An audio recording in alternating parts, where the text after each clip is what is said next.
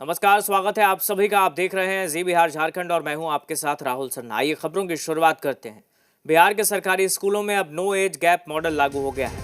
अब बच्चों की क्लास उनकी उम्र से तय होगी। कक्षा 1 में न्यूनतम आयु 5 वर्ष और 12वीं में अधिकतम आयु 19 वर्ष तय की गई है। इस व्यवस्था से ग्रामीण इलाकों में 10 से 12 साल के बच्चों का शुरुआती कक्षाओं में पढ़ना बंद होगा। उम्र के हिसाब से क्लास तय होने से सीखने की गुणवत्ता बढ़ेगी, बच्चों की समझ बेहतर होगी और शिक्षक भी समान स्तर के छात्रों को पढ़ा पाएंगे। साथ ही दूसरे स्कूल या राज्य में दाखिले के समय भी उम्र और कक्षा का मिलान आसान होगा। शिक्षा विभाग का मानना है कि इससे कक्षा से संतुलन कक्षा में बनेगा और बच्चों की सीखने की गति तेज होगी।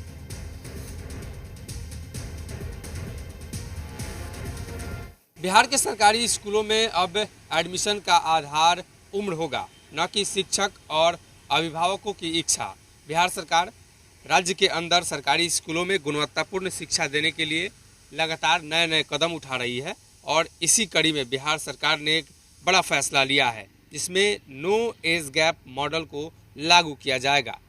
देश के कई राज्यों में ये मॉडल लागू है, जिसके जरिए बच्चों के अंदर समान भावना को जागृत करने और सीखने की जो इच्छा होती है उसको लेकर ये बड़ा फैसला लिया गया है।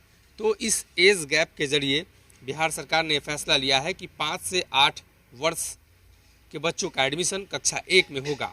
वहीं कक्षा 12 के लिए 16 से 19 वर्ष अधिकतम रखी गई है। इसी प्रकार से अन्य कक्षाओं के लिए भी बिहार सरकार ने जो मानक तय किए हैं उसी के अनुरूप बच्चों का एडमिशन होगा। सभी स्कूलों में एक उम्र के छात्र एक साथ पढ़ेंगे, जिसकी वजह से कक्षा में संतुलन बना रहेगा। साथ ही उम्र के अनुसार पाठ्यक्रम से बच्चों की समझ और सीखने की क्षमता बढ़ेगी। तो इसको लेकर राज्य सरकार ने एक बड़ा फैसला लिया है। नो एज गैप कई राज्यों में लागू है और 1 अप्रैल से बिहार में भी ये व्यवस्था लागू हो गई है।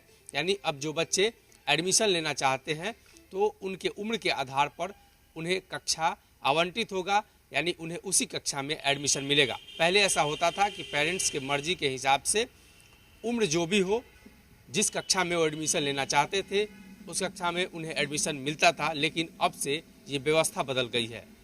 अपने सहयोगी अभिषेक के साथ सनी, जी मीडिया, पटना।